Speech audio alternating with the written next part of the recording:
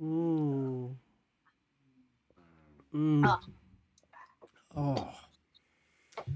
Oh. Lovely. Aye, mask it slipped, Rob. I was so uncomfortable during that whole hour and a half. These masks are so uncomfortable, aren't they? Oh, masks are so uncomfortable. I'm all right if it's nose down, but I had my eyebrows very expressionate throughout that whole thing. No, We missed it don't all. We miss missed it it all. all. That's literally my only saving feature. Yeah. I had to take the fur coat off. It was too hot. Way too hot. But welcome back, everyone. So we've just seen some interesting developments in old Blackstar Lane. So Alphonse just allowing Billy to smash up the place. Yeah, what's your thoughts on that, guys? Bit weird. Bit weird. Setting him up. Who looks like the good guy and who looks like the bad guy now? Yeah. Because I guess it was a charity event. Yeah, charity for the kids. So. And if there's like the kids. high-flying socialites, and they know that the Blades took down a charity event, then there might be higher powers at play. Oh, he's pissed off the influencers. He has. Uh-oh.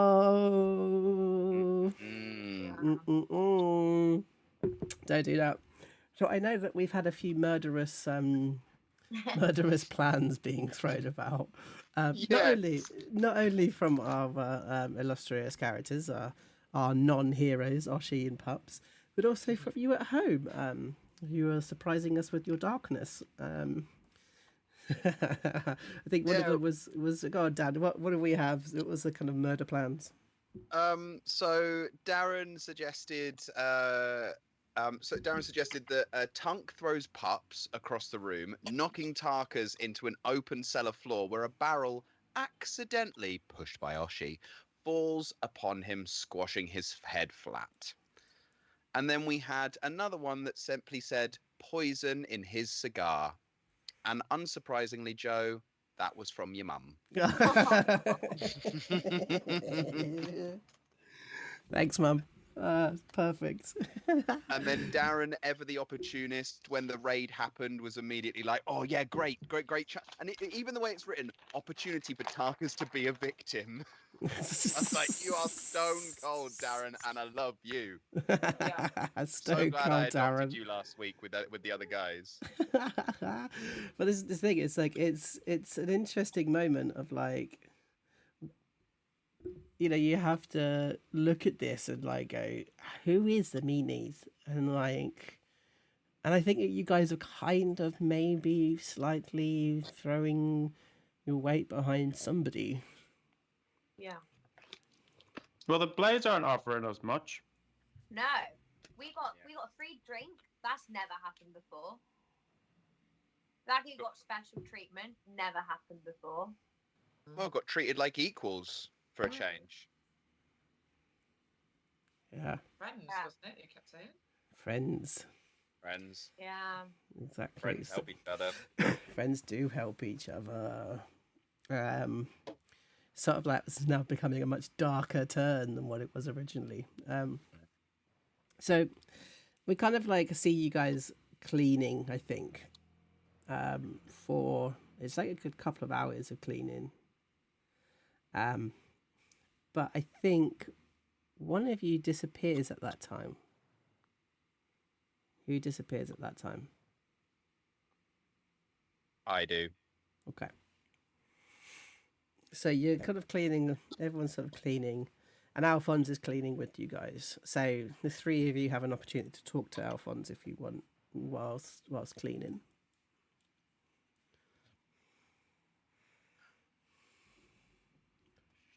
So, can I have my 2 silver back then? Yeah, of course you can. And he kind of puts that in his pocket and throws you 2 gold. Does anyone have any change? I That would is- have had a lot of change. It's all right. And he kind of like goes over and opens a big box, and in the box is like all the copper, some copper and some silver. It's like, yeah, take the change you need. You know what? That's what I like about you, Mr. Tunk. You're honest as they come. Thank you. He kind of takes your takes your gold back, changes it out, and gives you 2 silver. Thank you. So the Honesty. guest list for tonight. Yeah. People from all over. Yeah, I was surprised by that. Well, did you not invite everyone personally? Like, you invited us. We assumed that, you would have done the same to everyone else who was here. Nah. I visited everyone on Blackstar. I invited them personally. Rest of those, I'm just gonna call them golden shits. They just get a raven. Are you mad about them coming in? Nah. But they stole all your money. What do you think about it? I'd be pretty mad. It weren't my money, was it? So they stole my money? Yeah. I'm pretty mad. They stole your money. They stole everyone's money. But more importantly, they stole the kiddies' money. We were going to open a soup kitchen down the road. Now it's being counted by Ma. Number 21. Shame, innit? Why didn't you try and stop them? Well, I mean, you're a boxer. Do you hit somebody when they're down? No. Nah. Play by the rules. Yeah. Be honourable, yeah? Yeah. Now, what would have happened if I fought back? Well, they came into your house, and I don't think that you invited them to steal your things. Nah. So I think it would have been okay. But a lot of people might have got hurt. That's true. A lot of people. Now, if you imagine those golden shits that they went back out to the sea ward, and they would turn around and they'd go, Blackstar Lane, never go there, it's dangerous.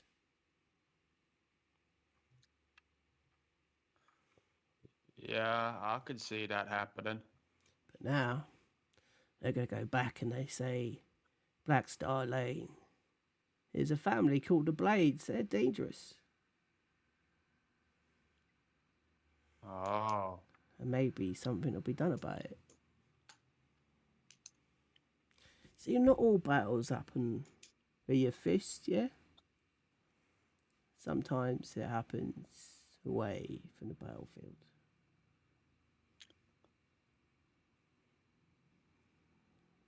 Okay. Such a shame. You're a Maybe- pretty clever guy, you know that, Alphon? I don't think so.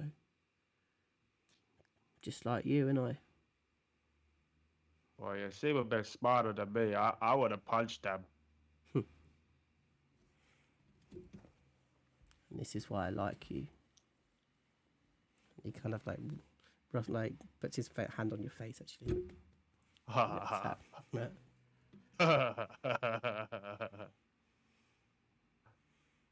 Did you have a good time, Baggy? Yeah, actually. Mm. I ended up quite far ahead there at the end. Just before it got taken off of me, obviously. Yeah, it's a shame. Yeah. Yeah, the Great Bluffer's an interesting one, isn't he? Hmm. On the glasses. Yeah. See, it usually works on Telegram, that one. Playing by Raven. Sits at home, sending ravens off, playing in every casino across the land. But I thought it'd be nice to invite him down. See him in person, you know. See what's behind those glasses, you know what I mean? Sounds like quite a lot of bluffing. Who knew? Who knew? You did. Yeah.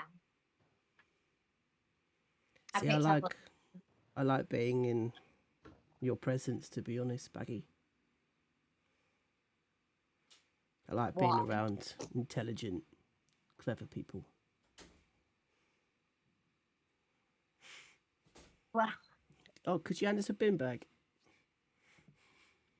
yeah, of course. And realising that the bin bags are nowhere near her, she wanders off and goes and grabs one. And then he goes over and sort of sweeps towards you, Oshi. See anybody you knew? No. I don't know many people. I just know those three. I've got some people who are very good at clearing up. Why aren't they here then? I don't think I'm very good at clearing up much. You know what I'm talking about, Oshi.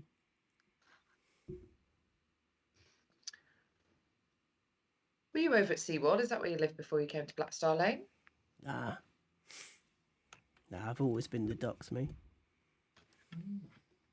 Interesting how I haven't seen you around then. Yeah. Keep myself secret. That must be tough, isn't it? Always looking over your shoulder. Well, you know. You all know. That's what living the docks is about, isn't it? I've lived here 10 years. Everyone knows me here. Yeah. So I've been a little bit underground, a bit quiet, you know? Rising through the ranks, being good at what I do, but quiet about it. Till I see an opportunity, I take that opportunity. And what's that? Raising money for charity? Yeah. He's gonna roll an insight on you. So, you're kind of using, especially using persuasion, really, aren't you? Or Yeah, are you really making it clear of like, I know what you know that I know that you know? No, she's like a she's like a 19-year-old female Yuan-Ti. What does she know? Right, let's do a deception roll then, please.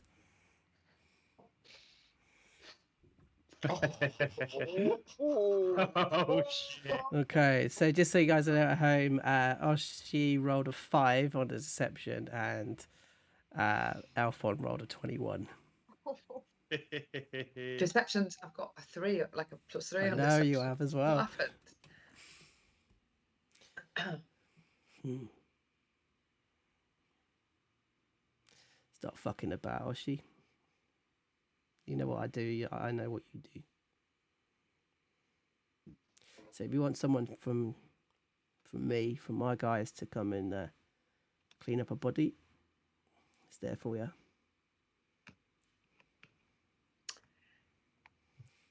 Thanks, Alphon. I appreciate that. I'll bear that in mind. You looking for work? I don't know. It depends what sort of work. Just talking to people, really. You're pretty good at that. I mean, I do that all day, every day. It'd have to be something special to make me want to do it for even longer hours and probably less money. Yeah, I want you to talk to Ma for me.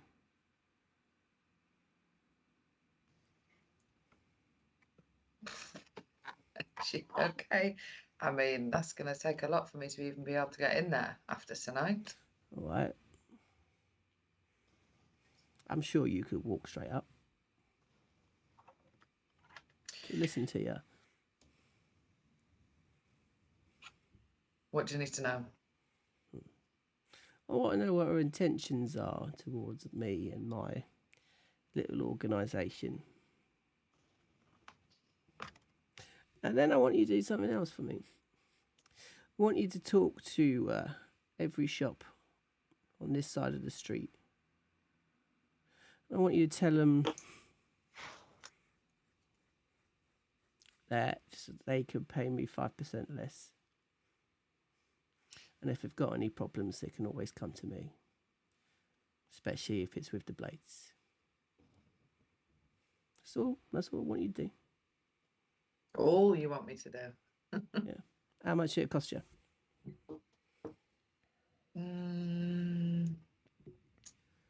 Well, it looks like you've been cleared out tonight, so depends how much you've got.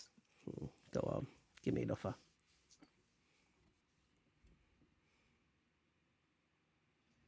All right, for you, because we're friends. Oh, of course. How many hours is all of this going to take me? TikTok. Oh, I can't do maths. Of course you can. Can't give me a price. 100 gold. 75. 85. All right, I'll call it 85. And when will I get that? Get it now. He puts his hand in his The pocket. deal's been done. Puts it into your hand, and then he goes onto your hand. But we're friends, aren't we?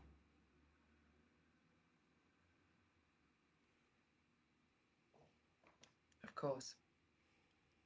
Be 160 next time if you do a good job. 170.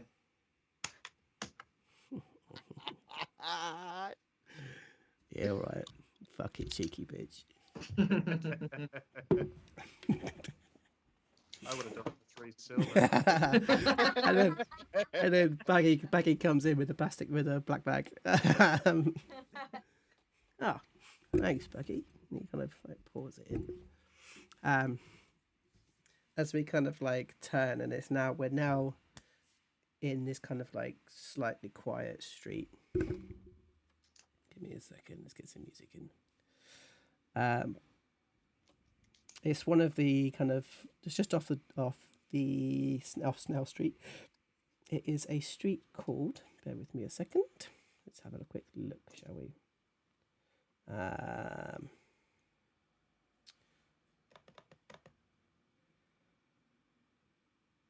Yeah. So you go all the way over to the Street of Curtains, which is, let's just bring this in so we can all see it. Okay. Street of Curtains is right here. Oh yeah. Right. And you can sort of see there's somebody sort of wobbling down the cobblestones. They've got this kind of like bright red and silver sort of sewn beautiful jacket. And they're sort of walking on their own. And it's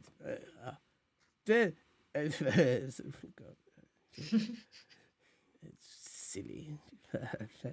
Yeah. And he sort of shouts to the sort of the world, as it were, the street itself. And we then see in the shadows, we see this very small.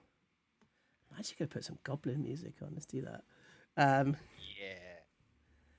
We kind of see from the shadows this small 3-foot figure sort of step out from the shadows. Okay, do you want to do a stealth roll for me, please? Mm-hmm. You do it with advantage because he's drunk. 21. And you sort of describe to me how you get close to him. Am I behind? Yes. So I'm imagining there's crates and barrels and things like that adjacent. So almost sort of growing in height, but staying just against the flat wall of the alleyway, slowly but surely, just making my way over the boxes and over the crates. Sort of give myself the height as I gain slowly. I know these streets. I know the footholds in every wall. I know every little alcove that I can hide in. There's a couple of moments where it might sort of turn around, and it's just at a point where I've found a little alcove in the wall to push against. You guys Got no idea that I'm there. It's silly. And he kind of carries on walking, and then we just see the shape standing on like a plinth of a pub sign, sort of looking down at him. The blade gets pulled out and shines in the moonlight, and it's the only thing we see in the shadow. It's like silhouette. It's this bright silver blade. As he looks down, you look down towards let's go for this one. So you look down towards this drunken, rich. You decide what you're going to do with it. I'm going to keep changing music till I find the right one. So you kind of like look down at him. Okay. I'm going to let you describe how you drop down and make this kill. By this point, I've managed to get a little bit ahead of Tarka's. So we see you run and do like parkour and like jump off things and swing. Like, almost like as he looks round there, I've kind of like twist over onto the pub sign, and then as he's sort of stumbling through, just using gravity and body weight, just bringing the blade up like this, and then just drop straight down onto his neck. And the knife just goes straight through and through the here and out through the neck, and he just falls flat. And he just lands onto the ground. That blood spreads across all the cobblestones, and you see the square right angles as it goes between each stone itself. You look down. Yeah, you look around, and you look down at this body. And it's something so beautiful in it.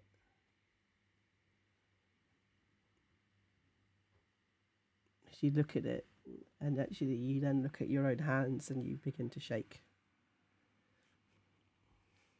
You do a wisdom saving throw for me, please.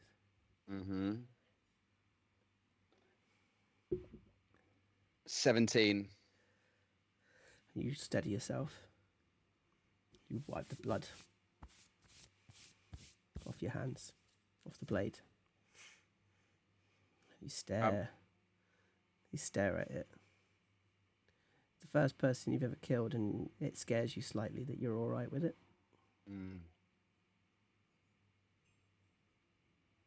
Just remember how calm Archie was when she said, well, then we have to kill him. And that is the thing that settles me from the panic. I have a question. How similar do the blades, do they all have signature blades, or are they just daggers? They have signature blades.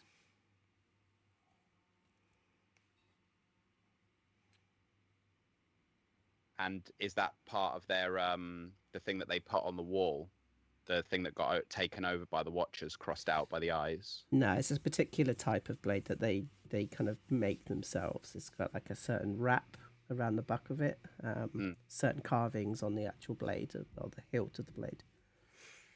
But So then the, the tag dagger, the dagger. Oh, the tag. Mm. They don't tend to use a tag. It's the watchers who tend to use tags. Okay. And like cross out things and draw things and cross them out again. But the blades have never done that. Okay. I'm gonna look through the body. Right. So you find. Let me just do a quick roll. Let's do. 111 gold pieces. You find a like a manifest for a ship, which is called the Indemnity. A manifest for that, and it has like loads of stuff that's been moved, like silk and grain and things like this. And you also find a letter there. But as you kind of find the letter, you just hear, "Oi!" As you look up, and there's somebody who's just come out of their house, and they're looking dead at you.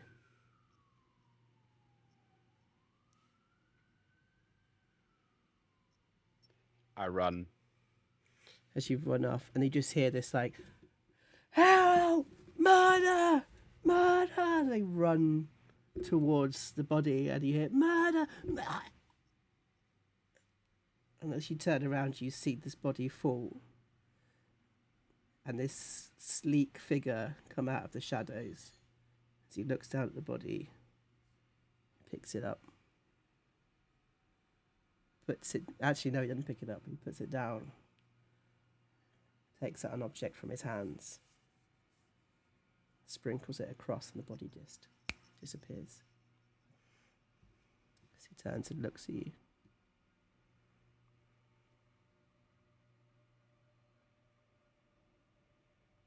And disappears into the shadow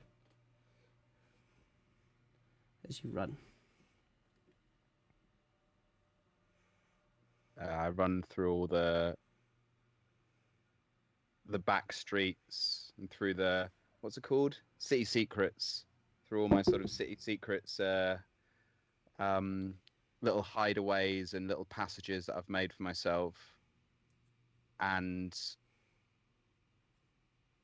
there's something about that figure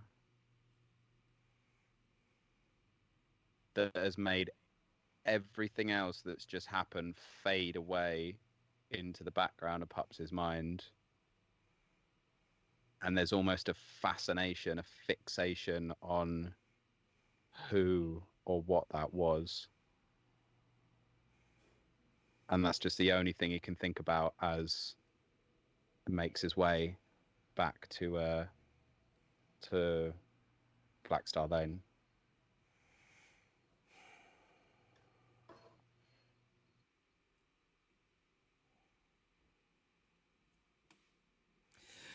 That's scary. It's our first kill, guys. Oh no, we're murderers. Number Not we. One. Let's get that very clear. Feels like it though. Associates, Tug. We weren't told. We weren't We told. didn't know. We weren't told anything. We didn't know nothing. So you're lying in bed. It's about 3 a.m. You've just finished clearing. You've got back and you're knackered. So you've gone back into bed. Everyone except Pups, could you roll perception for me?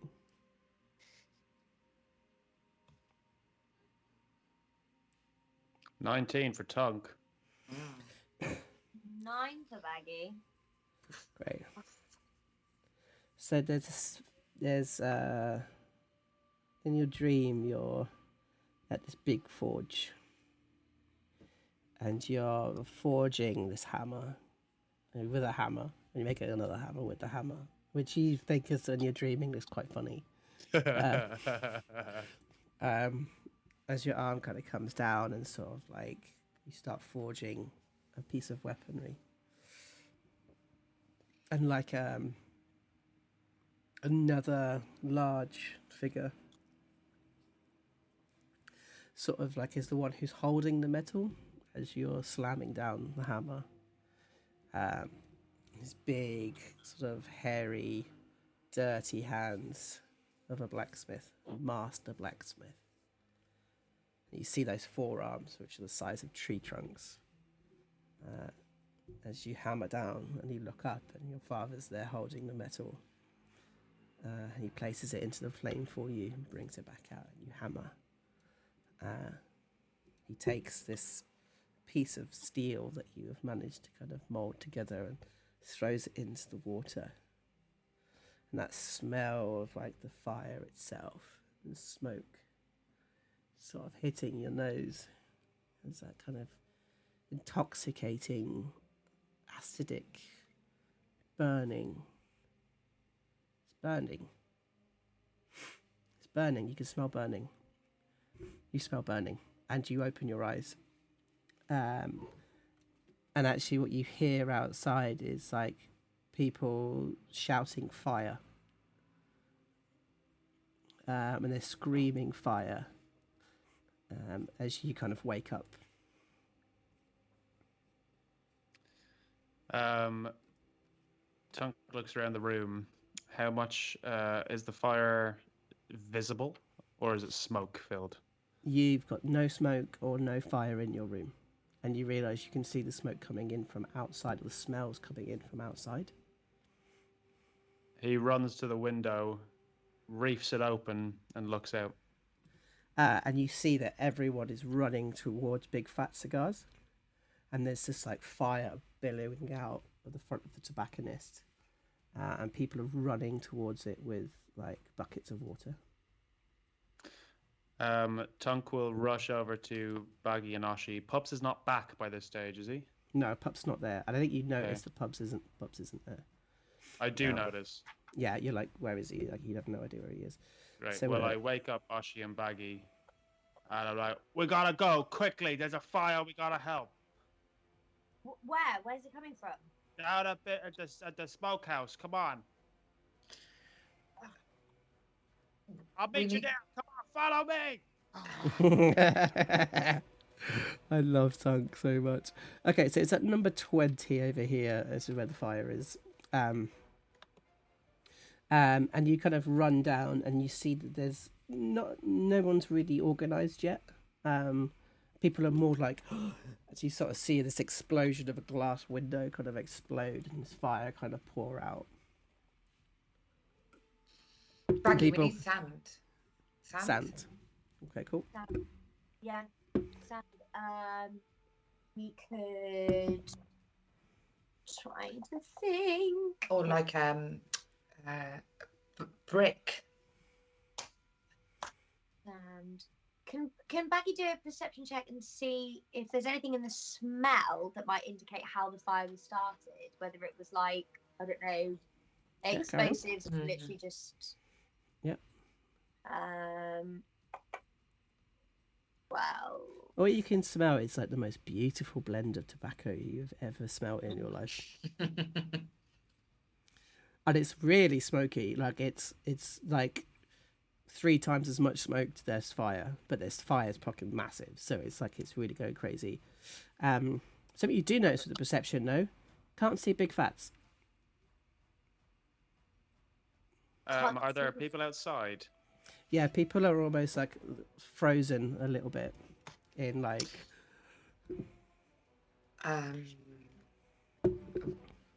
Tunk turns to the nearest person and goes, "Where's Big Fat?" And he's. I don't know. I don't know. Do we know if there's another entrance? Usually, I mean, you guys know there's an alleyway down the side that probably would have a back entrance. But the fire is really far, and that's a hot corridor. Okay. Are there people with lots of buckets of water nearby?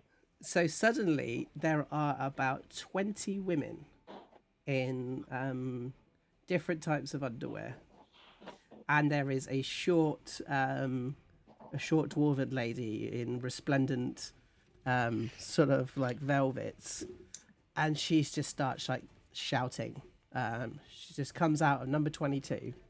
and you all know it's Madame Virginie, and she just starts going, right, girls, get the buckets, and she just like starts organizing people to start pulling water from different houses and start bringing it over as a all right, fireworks. Starts bringing water in a convoy over, and you can hear her shout, "Don't let it spread," as she's trying to help. A few people are still not really listening to it. It's only the girls that are in action right now. Can Oshi go over to 23, the bakers, and see if her buddy Baragon is in? Baragon is as you get there, he runs out because he's heard the cry of fire, and everyone knows the cry of fire is like all hands, because this is everywhere is like burnable right now. And can I assume that he's got like fire ovens in his shop, so he might have some things to put fire out in case of emergency in there? Yeah, I think you would probably think that. So she says to Baragon, okay, what have you got to help? And he's like, get the sand, and he kind of like points in. As you all see this humongous explosion, as the fire like doubles in size and starts to like spread across. Okay, Oshi's gestured to Tunk and Baggy because Oshi knows that they will be able to carry a lot more than her as well. And we go in and find sand, like bags of sand. As you kind of like run across, you grab these kind of big buckets of like sand and dirt and things like this, and you start bringing them across to go and throw onto the fire.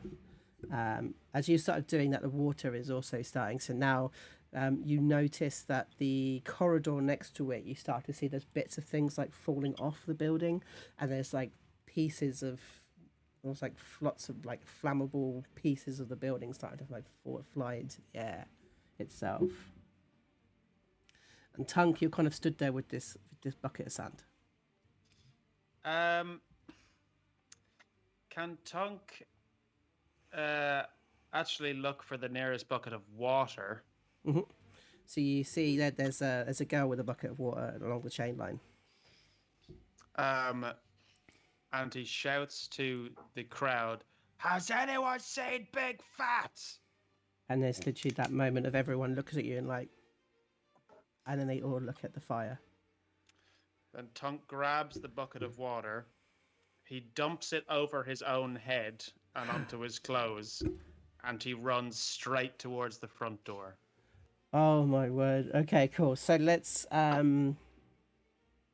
you kind of run towards the front door, and as you kind of get there, the fire kind of stops you slightly. And then you take that kind of courage and you leap through the glass door of the tobacco shop. So let's do, what do you reckon, athletics to start with? Yep. Yeah, let's go for athletics to start with. Chapow. A 9. So you fall in, and as you fall in, you kind of like, you crush bits of glass into your arm. So can you take away a hit point, please? That's fine.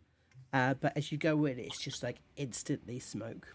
So can you do a Constitution saving throw for me, please? Now, I was gonna ask, right? Mm-hmm. Do you reckon Tunk still knows the resistance spell that he learnt as a child? Oh. Because Really he remembers how to interesting. say it. Yeah, right. I'm up for that. As he's running towards the door, he goes, "Padlock, you soul!" and like pushes himself on the chest. And it's like you feel this like heat, but like cooling heat. You know what I mean? Does that make sense? Cooling heat. Sort of hit your chest. White tiger barb. Yeah, as you become, I can't remember what it does now. Does it resist? So it gives me a D4 to any saving throws. Right, so then you do a Constitution saving throw. Okay, here's my con saving throw. Oh, that's a load of shite. Oh, However, it will add a D4, which will make it no longer a nat 1. Yeah, as you cough and cough and cough, Oh, it's a 5. It's not Okay. great, but it's better than nothing. Okay, and can you take one more off? But you are now your speed is sort of like halved, so it becomes much more difficult to kind of look through. Your Can eyes are Tunk- tearing through as well. They really hurt, so you'll get disadvantage on any perception checks as well inside. That's okay. Can Tunk rip off his waistcoat and wrap it around his face to stop smoke inhalation? Yeah, because it is a wet piece as well, isn't it? So you kind of like Yeah. put it around your face. It won't be wet for long, I imagine, but for now. Yeah. So I think this will give you advantage on your next Constitution saving throw. You can Great. see like around you, the amount of smoke in here is insane. The heat is like burning on you, but you can only see the front part of the shop at the moment. But like, when you kind of look through the smoke, you just about see that you're in the front part of the shop. Historically, has Tunk been in this building before? Is he a smoker? I don't think he is, but I think that he knows the street fairly well, and he's lived on here for 10 years. It's true. You would have popped in at some point for a gift or something. Yeah. Yeah, I So, agree with that. Would he know, like, for example, if like There's a back room. there's a back room, or Yeah. whether Big Fat's room, like actual house room, is upstairs or something like that? You know, let's have a look quickly. Yes. Okay, I just forgot to remember something. The building is 3 stories high. Oh, good. Sorry, 2 stories high. 2 stories high. Ground floor, first floor. No, 3 stories, and then second floor. You know that Big Fats lives upstairs, but you also know there's a family, the Squeak family, who live on the top floor. And Big Fats lives on the first floor, does he? Yeah. Okay, Tunk's gonna go straight for the stairs then. Okay, cool. So you kind of come around a corner and there's a door in front of you. It's closed, I'm presuming, is it? Yes, closed. Ah, fuck it. Tunk's gonna kick his way through that door. Okay, cool. As you kick it, this massive explosion and pushes you back into the other room, and everybody outside sort of sees this huge like fireball kind of come out. Okay, so Ken, I'm going to do some more damage. Can you do a That's fine. Constitution saving throw for me, please? Yes. Do I still have resistance, or am I off resistance now? Okay, so you take 3 fire damage. Okay. Um, We're getting but- low here now, boys. And I did say that you had advantage on this next roll. Oh, yes, you did. Okay. 12. Okay, cool. So you don't get too much, like, it doesn't burn your lungs. You're all right in that sense, but your entire face is like, you can feel that tightness in the face. So guys outside, you just see this huge, like, fireball, like, pour out of the front of the building. And we know Tunk's run in. Yeah, and you look up and you see on the top floor, the window opens up, and this head kind of comes out of it. As you see, what are the squeaks? I can't remember what they are now. Ah, they're a family of goblins actually. You see these kind of like these 4 heads pop out, 2 larger ones, 2 smaller ones, and they just go help, help, as they scream down.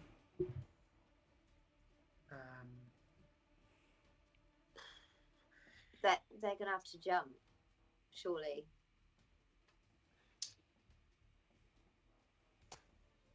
Okay, Baggy's gonna turn to Madame Regine, and just say, get as much fabric as you can, anything, cloth, tablecloth, whatever, curtains, go rip, get them out now. And she looks at you in that kind of like, yeah, I know what you mean. I gotcha. And she kind of runs into her haberdashery and she pulls out like reams and reams and reams and reams of fabric. And Baggy's gonna start just kind of like giving it to people, maybe to Oshi and Parts, because she's thinking Tunk will have gone to the kids. Tunk will be trying to go to the family. If you can hear them, yeah. So spread it out as much as possible. kind of mimicking what Oshi did, and that's her game, the imaginative game. And it's Take just gonna take call up. inspiration. Yeah. And she's gonna call up to the squeaks, and it's just gonna say, you have no other choice. You have to jump. They're like, they You shake have you, to jump. We will catch you. You just have to jump. and you're kind of like holding on to this thing that you have invented, thing that you've created. It is a trampoline saver. Okay. So as you're holding on to this object, you feel like some sort of weird power emanating from this thing that you have made. As you go and you boom out in your voice to jump. And it's almost as if you're filled with this like sense of as the feeling that everything is going to be okay. Like confidence, this thing of you are going to be safe. As you see this kind of like twine of colour sort of come through the fabric as you shout forward, and they go, and they see you and they hear you, and they're like, okay. And the mother sort of takes hold of one of the kids, and she kind of goes around, and you see her sort of coming to the side, holding onto the edge of the windowsill, and she looks down and she lets go. So we say to Tunk back inside, running up the staircase. So the explosion has happened. The door that I've just opened leads on to the first set of stairs, does it? Yeah, it goes into the staircase. Okay. Well, after recovering from definitely a stupid move, Dunk, he likes kicking open doors, guys. We've established that in season 1. It's canon. It's canon. He runs towards the stairs and climbs them as fast as possible. Mm-hmm. You come up 2 to at a time for his little legs. I'll do an athletics check. Fuck it, let's do this. Yeah, sure. It's one at a time. You fall and you do that shin thing when you like fall up the stairs. And can you take 1 hit point of damage, please? Did you run up the rest of the way going? Holy mother of Moradin! And you see that there's this door, which says 20B. And it's like a big black door, like on the landing, and you see the stairs continues upwards. You can hear, and I don't know if you can hear it over the flames or not. I'm not sure. Can you do a perception check? Yeah. Is this a hearing-based perception check? It is, yeah. So am I getting it as normal, or is it advantage, disadvantage? It's probably not advantage, but is it disadvantage over the flames? Okay. No, I think so. It's only a 5. No, you don't hear the screams of the Screek family. So you see 20B. All right. Well, he was here for Mr. Fats first, so he's going to start with that door. Now, having learnt his lesson last time by trying to jump kick his way into a room, he's instead going to turn his back to the door and try and seeing a perfectly executed horse kick before in the last session, tries to mimic it. And kick open the door and then turn away from the flames. Of course, you boot the door open. So let's do. Do you want to do a strength or an athletics? Let's do an athletics. Come on, I got to get lucky once in a while. 16. Yes. So you boot it open. There's no fire or explosion, but you do this. And this huge bellow of smoke kind of pours out. And what you notice is that as you run in. Actually, no, you don't. You run in, and you see this kind of room that's full of musical instruments, and music scores. There's drawings all over the walls that are all slowly bubbling and burning. And you see this ginormous machine lying on the floor in the middle of the living room. Tunk is going to approach it. Through the smoke and everything, is he able to identify if it's Mr. Fats? Okay, so let's do Constitution saving throw. I haven't had one for a while. Okie dokie. Oh goodness. Okay, no resistance anymore. Chapow! 18! Yeah, baby! Yes, Come on! yeah. So you have this moment of clarity, of clarity, and you see that shape, and you see that big metal cigar sticking out of its mouth. Yeah, and you know this is Big Fats. He goes over to the metallic body in front of him, and he knows it's gonna be hot. So Tunk goes very Magic Mike style and rips off his trousers in one seamless. So now Tunk, I think, is bollock naked because, let's be honest, he doesn't wear underwear. Um, and he tries to wrap it around Mr. Fats's body and hoist him over his shoulder with the material between his shoulder and Okay, him. so Big Fats, he weighs about 260 pounds, maybe a bit more. What are you telling me here, Joe? Okay, so we're going to do an athletics check on this. It's going to be quite difficult. Okay. Here we go. It's a 10.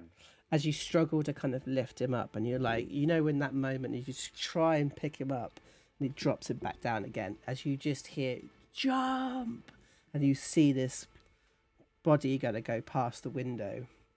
So back outside, so guys, you're holding on to this fabric. I want you to do, I want both of you, we're going to do, so if you both fail, both succeed, or half succeed, half fail, okay? So this is going to be done with, I'm going to say it's done with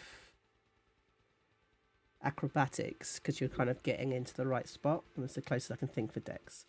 So I'm looking for 12.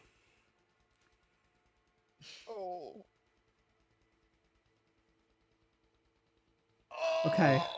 Okay, so as it falls down, you catch them, and it like stops the fall, but then there's a rip in the fabric, and she falls through and hits onto the concrete underneath.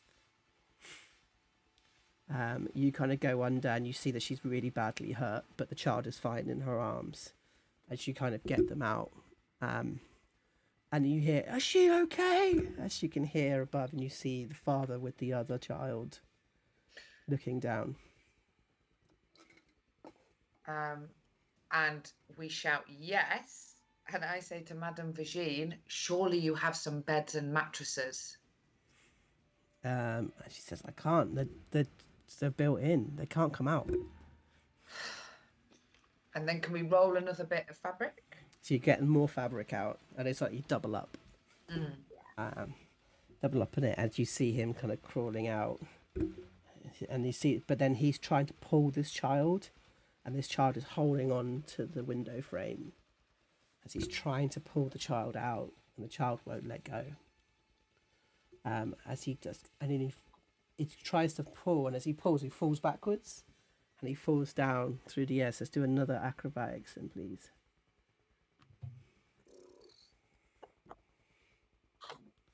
As he falls and bounces off and then lands down onto the concrete, breaking his leg.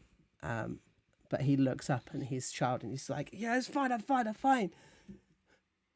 And he points up, and this poor child is like screaming for its life, holding onto this window frame. Back to Tunk. So Tunk has struggled with picking up Big Fats. And we'll go for a second attempt to hoist him up. Mm-hmm. That's a crit. Oh! Oh, yes! I wish I had drink. And literally, you go. You grab hold of him and you shout for Moradin. As you hoist this quarter-of-a-ton man, or this monster machinery monster, and you throw him onto your shoulder. And which way do you go? Do you go towards the window? Do you go towards the stairs? Where's the fire currently going from right now? It's downstairs, really. It's kind of starting to be everywhere, mate. Let's be honest, this whole building's on fire. Okay. Tug likes to make an entrance. So Or an he exit. or an exit. So Tunk looks towards the window and goes, "It's jumping Tunk Bloodstone," Oh no! and runs towards the window and jumps through it. First story. We'll be fine. Do we? Oh my gosh. Can No, we? I don't think we know he's coming. No, You you don't know. don't. He's... But we're there. You Do absolutely we not hear don't. him screaming? Well, yes, just before. And you see he jumps out. Do you reckon? Tunk... Oh, okay. Oh no, carry on. Do you reckon after obviously the mum's knackered herself, the dad's knackered himself? I obviously probably know some of the women, kind of pally, and I've been like, "Come on, girls, flipping grab a corner, will ya?" And you So grab a maybe there's 4 corner. of us, There's loads of you holding onto and we this think thing. it's just for the The the kids. other kid. Yeah, and then Yeah. Tunk jumps out with a body. So as you fall out, so okay, What, we're gonna have to get a nat bloody 20 or something. let's do some acrobatics. I just need both of you to pass. Come on. Okay. Yeah. Come on, Evie. Yes. So literally, you jump out and you see this thing come out, and you're like, "Holy fuck!" And like it comes onto this thing, and you can just see it just stops before the concrete, and you manage, and you all let go at that moment. It's like kind of catch a mini, just to let you know. So heavy. Tunk is heavy by himself. And it's like that clang as it kind of like just eventually drop to the floor. But you, as you do that, you smell like the smell of like fish. As you realise that's the shop across the corridor. Mr. Captain's Bird's Eyes Fishes is now also starting to catch a light. So you can see all this going on. You see the kid is still up in the window as well.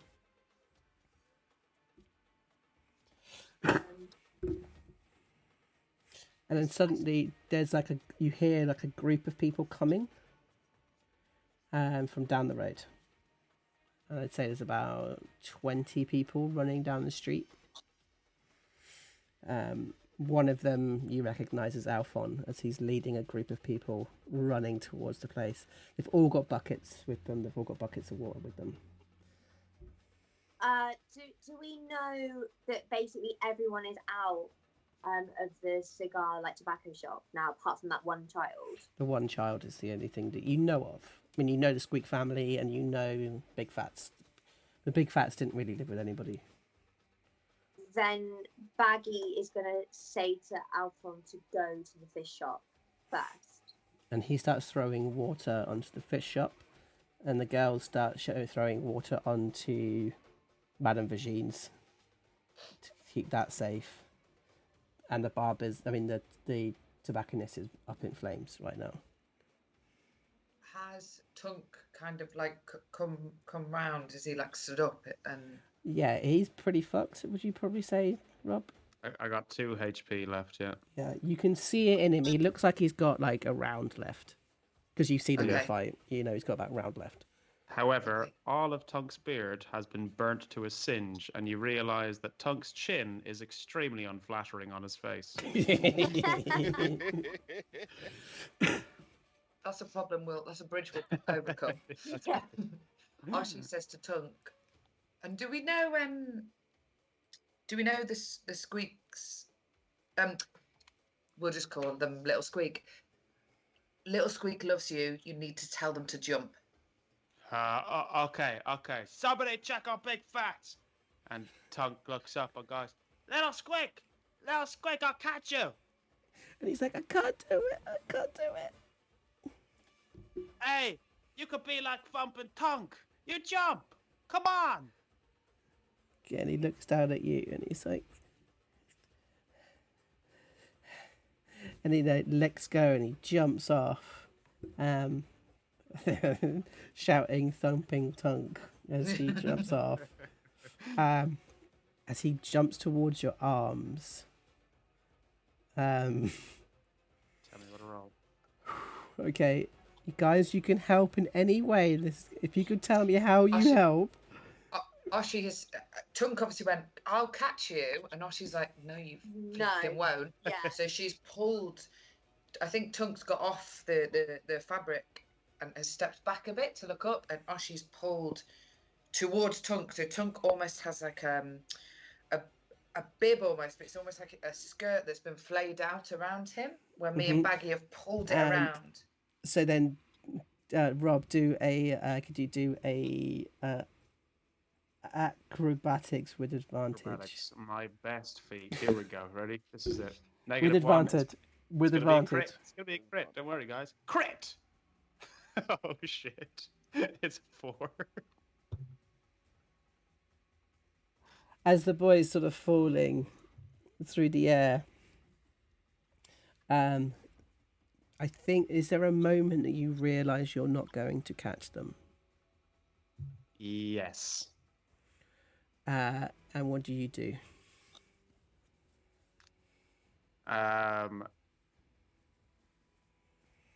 Tunk doesn't have his club on him.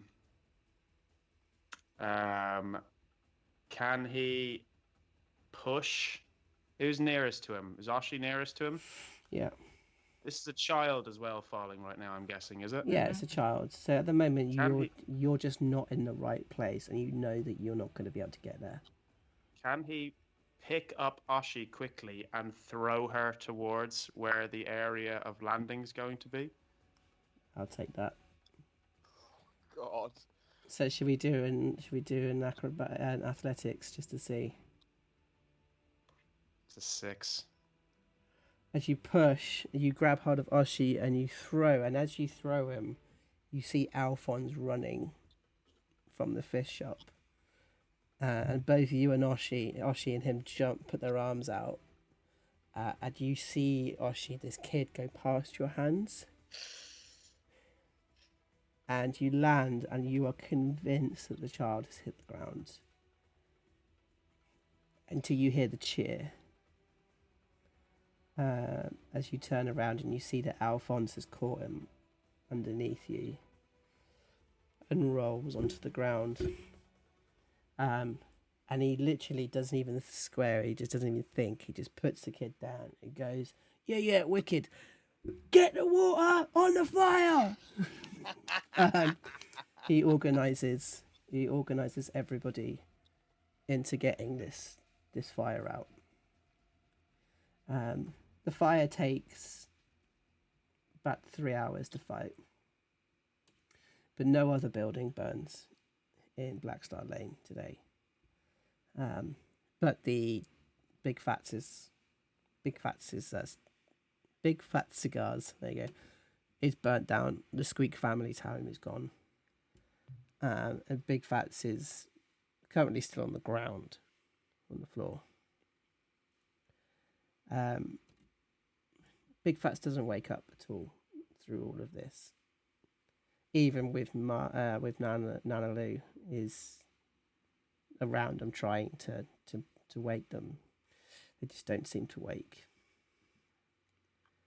And it ends up with the Watchers end up taking his body and taking it back to the City Watch. To try and revive him or try and do something. The sun rises, finally, on Blackstar Lane, and the gold and orange light is bouncing off all of the water, the black, sooted water that is now filling the cobblestones. And we see this puddle and a boot, tiny little boot, sort of puts its foot down into the puddle. It's a small drop of blood that goes up the boot as we see Pups looking on, seeing his exhausted friends in the smouldering ashes of Big Fat Cigars. As we fade to black.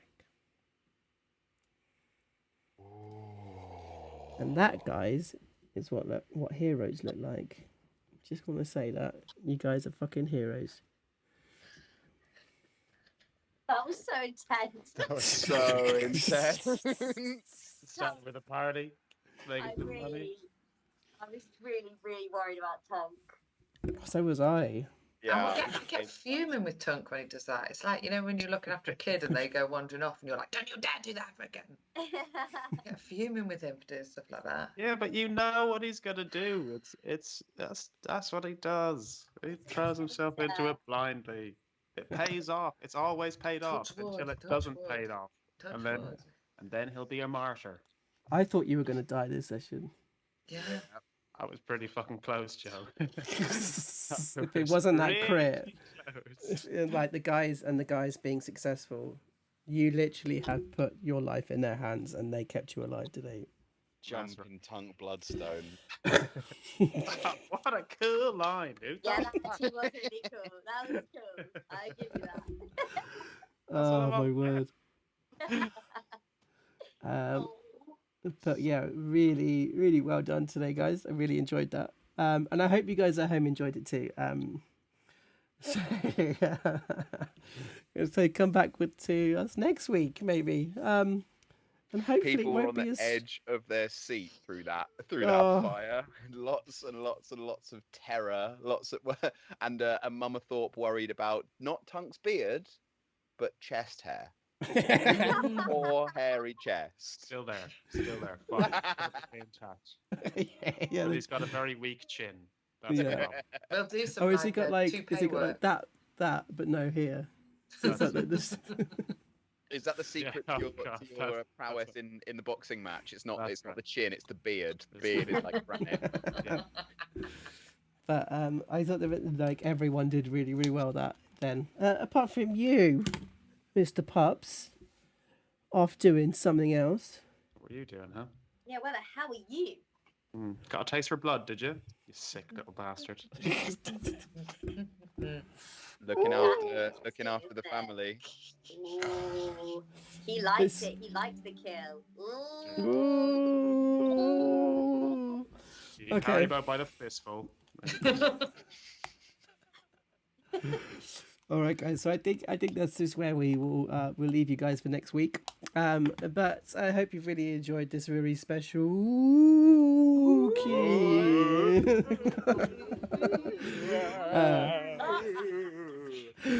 episode. And and we'll see you guys next week for a little bit more crime, a little bit more, hopefully no more fire, please. A little bit more death.